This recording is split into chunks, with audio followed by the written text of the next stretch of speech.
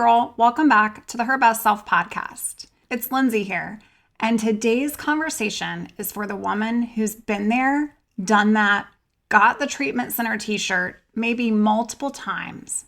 Sis, you've done the real work. You can meal plan and challenge thoughts, but here you are, still cycling. You're medically stable, but not actually free. You're managing symptoms, but not living in transformation.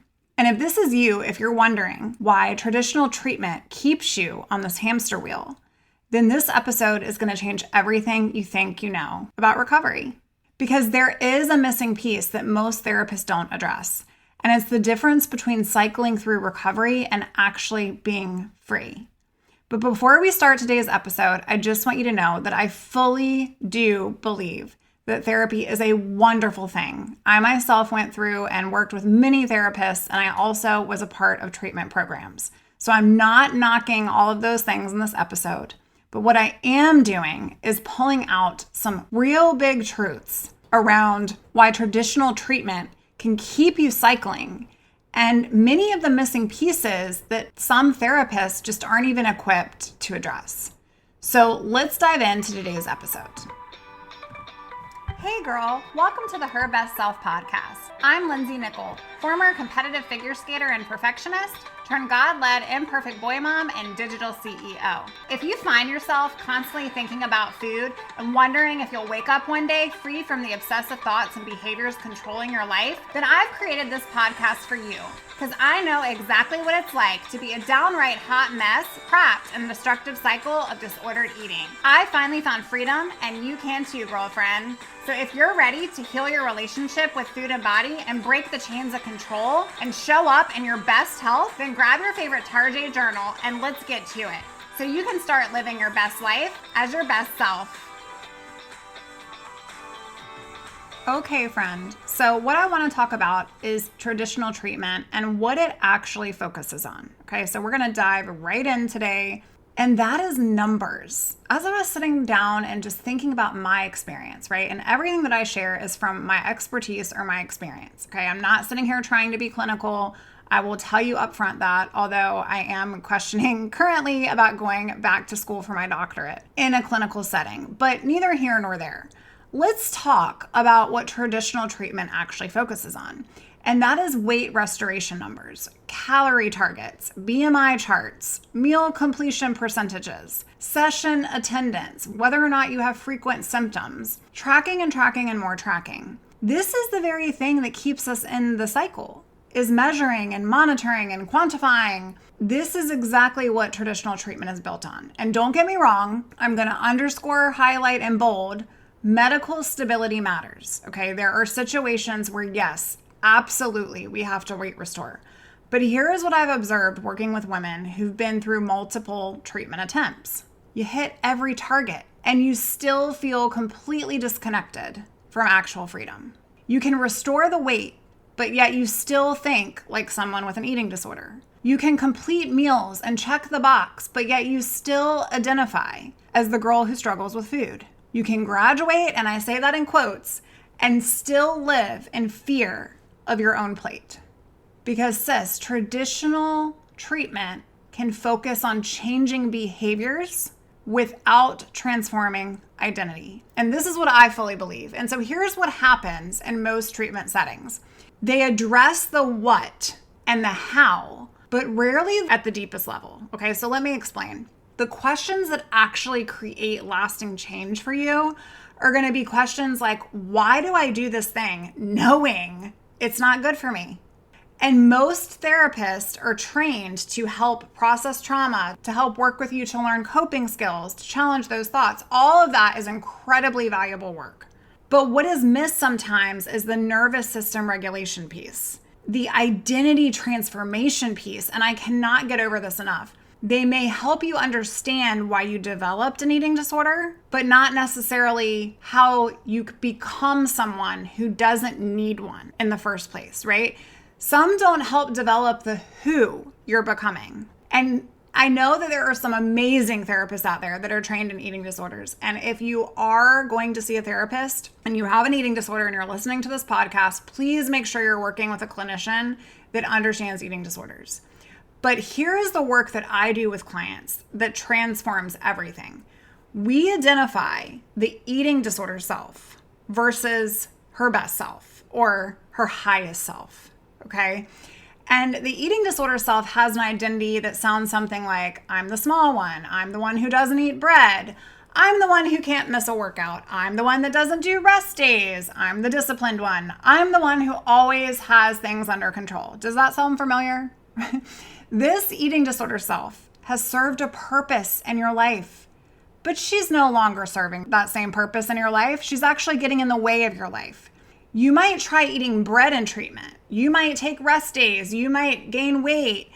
But if the identity doesn't shift, if you're still secretly identifying as someone who shouldn't be doing these things, it simply won't last long term. The moment you leave the structured environment, or the moment that you're not, I quote like forced, even though you're not forced, it's more of like the moment you're not fully committed to your treatment plan, you're going to cycle back to who you actually believe you are. It's kind of like a thermostat. You will constantly bring yourself down to the temperature at which you believe is your best temperature. And so traditional treatment often gets you to this maintenance mode where you're managing symptoms, you're keeping those behaviors in check, and you're even stable. And that is incredible. But there is this gap that I'm seeing more and more between medically stable and actually free.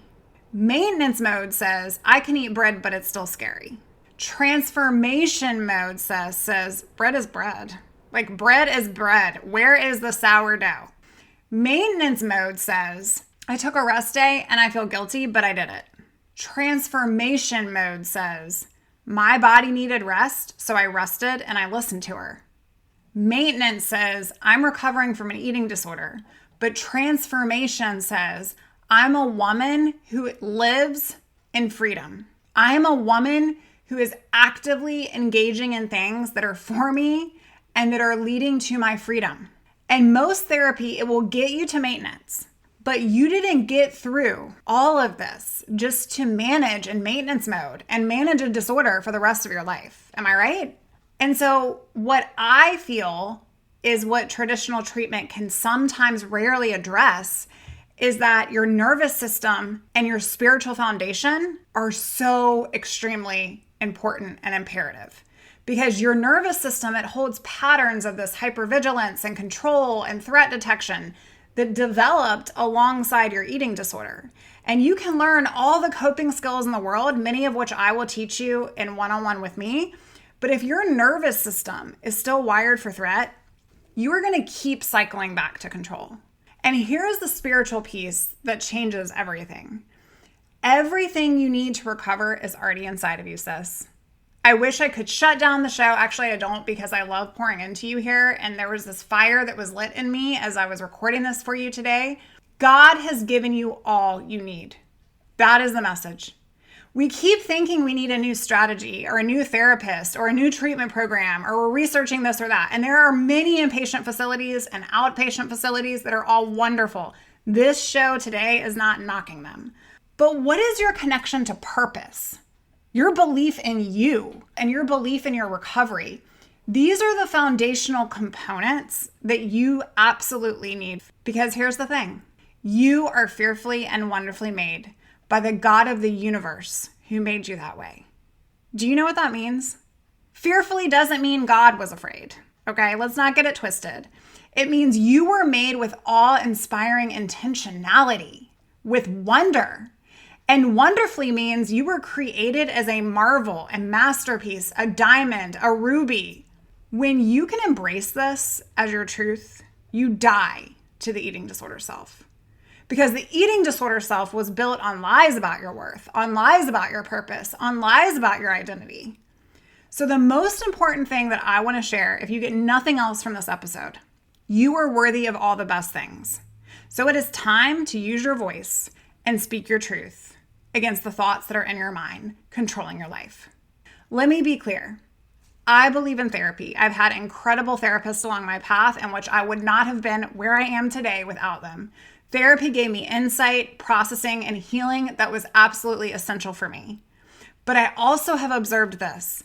The real transformation often happened outside of the couch, outside of that room. It happened in the reflection and in the processing afterwards, where I was with myself. And it actually happened in the action and the implementation. It happened when I started believing that I was worthy of recovery and believing in myself and choosing to live differently and honoring that. And it happened with accountability, because processing is wonderful. Absolutely. We should all do more processing and less ingesting information all day long, right? But application is the next best ingredient. Most therapists are trained to help you understand and process. But the gap is in the becoming. Becoming someone who doesn't need the disorder anymore. Becoming someone who doesn't run back to restriction. Becoming someone who trusts herself enough. Becoming someone who lives from her highest self daily.